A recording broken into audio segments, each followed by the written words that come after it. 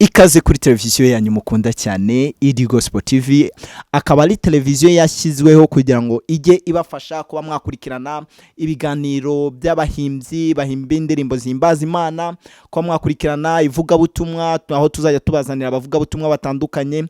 Si ibyo gusa, tuzajya tubagerera ku biganiro bitandukanye, harimo ibiganiro byabafasha muri ubu buzima busanzwe, harimo ibiganiro by'imiryango, harimo ibiganiro by'uburyo bugiye butandukanye, ibyatuma ubasha kwihangira akazi ndetse n'ibindi biganiro bitandukanye. Ibyo byose nta handi wabikura hatari kuri iri Gospel TV. Niba utarakora subscribe, ndagira ngo nkubwire ngo hari akantu kanditseho hasi gatukura kanditseho subscribe. Niba utaragakanze gakandeho, niba ubona kagitukura bari bwo gakandaho, niba ubona katagitukura ni ukuvuga ko wamaze kugakandaho. Nuryoherwa n'iki kiganiro ugisangiza inshuti aho handitse share kandi ukore like mu gihe cyaba cyakuryoheye.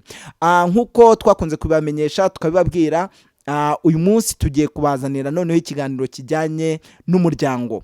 Ese umuryango ubayehute? Ese umuryango muri iki gihe cya coronavirus, umuryango wizera Imana ni gute ubasha kuba ijuru rito ndetse ukabasha kwitegura kuzahimbaza by'iteka ryose igihe bazaba bageze mu bwami bwo mu ijuru. Twasuye umuryango w'umwe mu baririmbyi mumenyereye mu makorali atandukanye, kuko yarimbye mu makorali menshi nk'uko muraza kubyumva, yatoje amakorali menshi nk'uko muraza kubyumva, arabitwibwirira ndetse n'uwo musanzwe muzi nk'uko nari nabibabwiye. Reka tumuhe ikaze atangire atwibwira. Murakoze, tubahaye ikaze mu muryango wacu. Nitwa Niyongombwa Aimable, madame yitwa Nzayisenga Odette, ndetse umwana wacu yitwa imfura yacu Aduhire Anora. Tubahaye ikaze, Imana ibahumugisha. Turi mu muryango wa Niyongombwa Aimable ndetse na madamu we Odette nk'uko mwabyumvishe. Aimable, ni urugendo ruba rutoroshye kugira ngo umusore abashe kuba yafata icyemezo cyo kuba yashinga urugo. Nka experience yawe, niki ubasha gusangiza abakiri batoya mu guhitamo uwo muzabana? Mfasha ako kantu ko mu guhitamo uwo bazabana kugira ngo uhitemo Odette, niki wagendeyeho? Murakoze. Mu rugamba rutoroshye rw'ubuzima, umuntu aravuka, umuntu arapfa, ariko hagati aho hari byinshi bimubaho bisaba gufata ibyemezo. Muri byo igikomeye ni ugufata icyemezo cyo gushinga urugo kugira nawe ugire umuryango ugukomokaho, kuko twese tugira imiryango dukomokaho, ariko kugira umuryango ugukomokaho ni kimwe mu byemezo bikomeye umuntu afata mu buzima. Rero natwe byabaye urugendo rurerure, urugendo yewe rwagize imyaka myinshi, abenshi bidakunda gushobokera kuko bipfa. Mu myaka 12 namaze nziranye na madame wanjye turi kumwe ubu Odette. Byari urugendo rurerure kuko twabitangiye tukiri abana, aho twari turi aho twasengeraga turi abana twiga primaire. Nyuma yaho gato bwo turi tugeze muri secondaire mu mwaka wa 2005, muri cya gihe cy'ubwadoresa, umuntu atangiye gutekereza ibitekerezo bitangiye gutekereza ku wundi muntu badahuje. Ibyanjye bigwa kuri Odette uyu ari we turi kumwe uyu munsi. Nicyo nagusubiza, ariko wabajije uti se inama wagira abakiri bato mu guhitamo ni iyihe? Abantu benshi bayoborwa na byinshi mu mahitamo yabo. Muri ya mahitamo navuze ngitangira, marangamutima aba menshi, ariko burya icyo ushyize imbere ukakiragiza Imana nicyo igufasha guhitamo. Hari abagendera ku byifuzo by'umubiri, hari abaragize Imana amahitamo yabo, hari abayoborwa na Satani mu guhitamo, kuko ntaba yifuza ko umuntu agira umuryango mwiza, abashaka kuniga umuryango kugira ngo abone uko yica itorero muri rusange. Rero nge iki cyifuzo naragisengeye nubwo nari nkiri umwana. Hari igihe najyaga ndota rwose turi kumwe na Odette dufasha akana mu biganza, akagenda hagati yacu turi babiri, gakomeza nkabiragiza Imana, nkavuga nti Mana yanjye, uriya mukobwa nabonye witonda usenga, icyampa umunsi umwe nkazisanga nawe turi umuryango umwe kandi tukazafatanya kugeza ku mpera y'ubuzima bwacu. Amahitamo rero ku bantu bifuza kurushinga numva nagira abantu inama yuko batashingira ku marangamutima ya kimuntu nubwo agira uruhare mu guhitamo, ariko icya mbere ni ukureba wo muzabana uwo wamaze kubona, ukiga imico ye, ukareba niba ushobora kuyihanganira, niba ari umuntu mushobora kugira inama bigakunda, ndetse mukabiragiza Imana. Ibyo bituma amahitamo yawe aba meza. Murakoze. Aimable, ndumva bitoroshye. Ngira ngo abakunzi ba Gospel TV murumva yuko uyu munsi twasuye umuryango udasanzwe, imyaka 12 bari mu rugendo. Ati amahitamo yawe nta kindi agomba gushingiraho uretse gushingira ku kwiyambaza Imana, ukabasha kuyereka Imana. Odette, ntabwo byari byoroshye? Oya. Urugendo rw'imyaka 12, atubwiye ko mwakundanye mukiri batoya, mukiri ingimbi. Ese byari bimeze ute mu gihe cyanyu mukiri batoya muri iyo myaka ya 15, 16, 17? Nkeka ko ariyo mwatangiye gukundaniramo. Ese byari bimeze ute nkawe nk'umwari? Aimable ari umusore uri muri segonderi, arakubwira ati Odette, ndifuza ko tuba inshuti. Ese wabyakiriye ute? Ese n'icyo ugira abana bakiri muri segonderi mu kuba bakwemera abakunzi babo bashobora kuba baza kubabwira igitekerezo nk'icyo, dore ko we wacyemeye ukiri mutoya? Ese nabo bazabyemere gutyo? Watubwira icyaguteye kwemera icyo cyemezo, ndetse n'icyo wagira abakiri bato b'abakobwa ho inama? Nkuko natangiye mbivuga, ntabwo biba byoroshye, byose bisaba ubushishozi ndetse no gusenga Imana cyane kugira ngo uhitemo inshuti yawe cyangwa uwo muzabana. Ni ibintu bikomeye, ariko iyo ubishyize imbere y'Imana, byose imbere y'Imana birashoboka. Inama nagira abakiri batoya cyangwa abari muri iyo nzira, nta yindi uretse gusenga bagashishoza cyane. Imana niyo ya mbere igomba kubagira inama bakamenya icyo gukora. Murakoze cyane Odette. Imana niyo ya mbere yo kubagira inama igihe cyose uzaba ukeneye kuvuga ngo we mwana muto udukurikiye, wowe ukiri mutoya, mbere yo kuba wafata icyemezo banza usenge, nk'uko yaba Odette ndetse na Aimable babashe kuba babitubwiye. Kuva 2015 ubwo imyaka 12 ni muri 2017, nibyo? Ni 2005 twatangiye dukundana. Ni muri cya gihe hakoraga utubaruwa, utunyandiko. Ndibuka kambere narakanditse, manza kugira ubwo bakatazabyemera. Banza akambere ukikandika. Hari ibintu maze iminsi mbona kuri social media ngo numara kugasoma uhita ugaca. Nawe iryo jambo ryari ririho? Sinibuka ko ryariho, ariko icyo nzi cyo nanjye ubwanjye akambere nabanje kugaca kataramugeraho. Ni iki cyatumye ugaca? Hari umuntu yarakiri mu adolesa, umuntu anatinya ko ashobora kukabona akakereka ababyeyi bakaza hari icyo twita ngo ni ukwiyama, kubwira mu rugo bati dore umuhungu wanyandikiye iwacu. Nabanje kugira koba kuko ashobora kutabyakira neza, ahubwo wenda akaba yanabyereka n'ababyeyi be. Manza kugaca, ariko urukundo rwari rundimo rumpatira gushishimura, kandi kari karishijeho kuba keza. Munsi nshyiraho sinyatire y'urukundo uko twabyitaga, ngaha umwe muri bagenzi be, ndavuga nti genda ukamuhe. Twari muri vacances tugiye guhita dusubira ku ishuri, ubwo aragenda arakamuha. Amezi 3 igihembwe cy'ishuri akurikiraho ntaza amakuru. Ubwo ngiye ntagira kumenya kwibwira mu mutima ko yabyanze, ko yabihakanye. Ariko haje gukurikiraho igisubizo cyiza cyanejeje.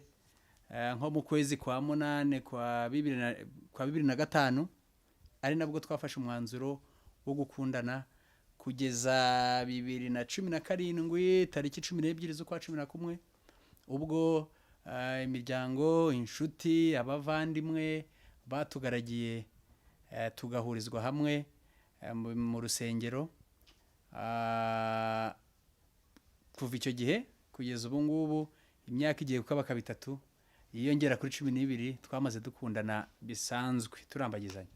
15 ni urugendo rutoroshye cyane, ngira ngo murumva ko umuryango twasuye ufite experience kuba bamaranye imyaka 15 baziranye, ndetse ntago ari baziranye kuko bari basanzwe baziranye. Mwumvishe ko Aimable yatinyaga kwandika agapapuro, ngira ngo ababyeyi ba Odette batakereka batazi wa Aimable kumwihanangiriza ati atangiye kudutwara umwana amujyanye mu by'inkundo. Odette, Nyeka ko Aimable atari we musore wenyine wakwandikiye akubwira ko agukunda, cyangwa se no muri iyo myaka 12 yashize hari abasore benshi bagiye bakwandikira bagusaba urukundo. Ese ni gute wabashaga kwihangana no kugira icyizere ko Aimable ari we wawe? Nyuma kubona ako gapapuro yanyandikiye mbere, niwe wa mbere wari unyandikiye. Ubwo abandi bose baje nyuma ye narabahakaniye mbabwira nti hari undi nemereye.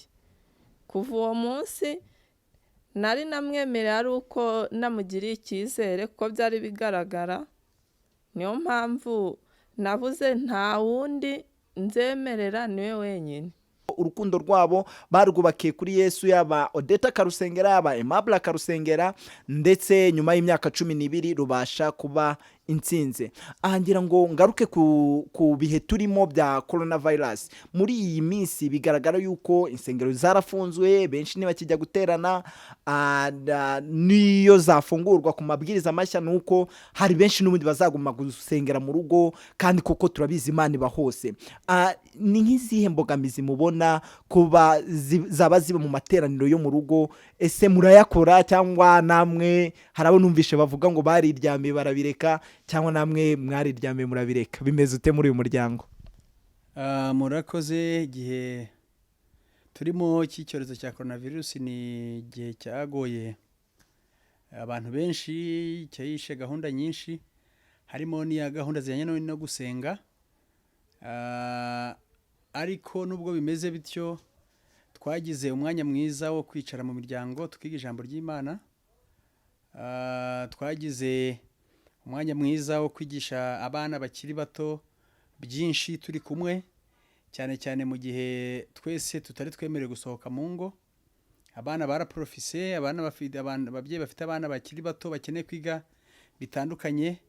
Mu gihe umubyeyi yabaga asohoka akagaruka nijoro yasize umwana, amusize wenyine cyangwa amusigiye yenda umukozi, iki cyabaye igihe cyo kwegereza abana, ariko cyane cyane cyabaye igihe cyiza cyo kwitekerezaho umubano dufitanye n'Imana mu miryango, ndetse by'umwihariko ku isabato, igihe twakagombye kujya ku rusengero tukagira gahunda nyinshi mu miryango, turaterana, ari nabyo dukangurira abantu benshi. Waba yibwira ko gahunda zahagaze kubera coronavirus, mu muryango ntibagire gahunda yo gusenga, twamukangurira gusubira ku isoko, kuko Imana ireba mu mutima, ntabwo ireba abantu muri rusange aho bateraniye ari 100 cyangwa 500, ahubwo buri muntu ku giti cye, by'umwihariko buri muntu mu muryango we abarizwamo agira uruhare mu kwegerana n'Imana. No muri iki gihe bigaragara ko insengero zafunguwe, inyinshi ntizirafungurwa neza, yewe nizafunguwe hazajya haba amateraniro menshi. Abana bari munsi y'imyaka 12 ntibemere kujya ku rusengero, bagomba gusengera mu rugo bafite umuntu ubayoboye mu rugo. Iki kiracyari igihe cyo kuzamura impano ziri mu miryango yacu kugira ngo dusengere mu miryango, kandi twizera ko Imana ikomeza kubidufashamo. Igihe cyiza cyo kuzamura impano kugira ngo dusengere mu miryango. Urakoze cyane kuri icyo kintu. Ngira ngo babyeyi muduteze amatwi, babyeyi muri kutureba, ni igihe cyiza cyo kugira ngo impano zo mu muryango zizamuke. Odette, ni bihe bintu wagiye unavuga like nakwita nka challenge cyangwa se ibyiza? Hari challenge hakaba n'ibyiza, ibyo byose ugiye kubitubwira, imbogamizi ndetse n'ibyiza muri iki gihe mwasengeraga mu rugo. Ni izihe mbogamizi wabonye, ni byiza wabonye byo gusengera mu rugo? Ni iki wungutse, ni iki ubona wahombye? Murakoze. Ndahera ku byiza nabonye muri ibihe duteranira mu rugo. Abantu bagira igihe gihagije cyo kwitekerezaho, badafite ibintu byinshi bibarangaza, ndetse n'umubano wawe n'Imana ukarushaho kwiyongera. Imbogamizi yenda twagize ndavuga nk'abana urugero nka Anora yabuze bagenzi be bahuriraga ku rusengero baririmba bakoma amashyi bishimye, iyo ari mu rugo wenyine uba ubona bitamushimishije, ariko nyine nk'ababyeyi tugerageza kumufasha akatwiyumvamo nyine natwe tukaririmba tugafatanya gahunda ikagenda neza. Bitabagoye ntimwaturirimbira akaririmbo muzo mujya muririmba muhimbaza Imana muri iki gihe cyo kuguma hano mu rugo? Dufite umuryango uko turi hano na hano, ariko dufite n'abandi tubana mu rugo. Iyo bigeze ku mugoroba cyane cyane ku wa nyuma w'isabato, tugira igihe tugafata igitabo cy'indirimbo. Hano tugira ibitabo byinshi bihagije, tukaririmba indirimbo zo mu gitabo, buri wese akavuga izo akunda. Rero yenda twaririmbamo imwe. Kambaza umugore tubwire yakunda, wewe kuko uri umuririmbyi benshi tukuzi ko uririmba, ariko umugore ntabwo tumenyereye cyane mu makorari. Wenda reka tubwire indirimbo yumva yadutoraniriza mwaririmba mwembi. Indirimbo nifuza ko turirimba ni ya 330 ivuga ngo ntabaza Yesu iyo mbabaye. Ntabaza Yesu iyo mbabaye. Reka muririmbeho igice kimwe na refre ubundi dukomeze ikiganiro. Ni indirimbo ari mu ndirimbo 350 z'abadiventiste umunsi wa karindwi. 330 ntabaza Yesu. Muntu dukurikiye nawe nujya ubabara ujye utabaza Yesu kuko abara natwe.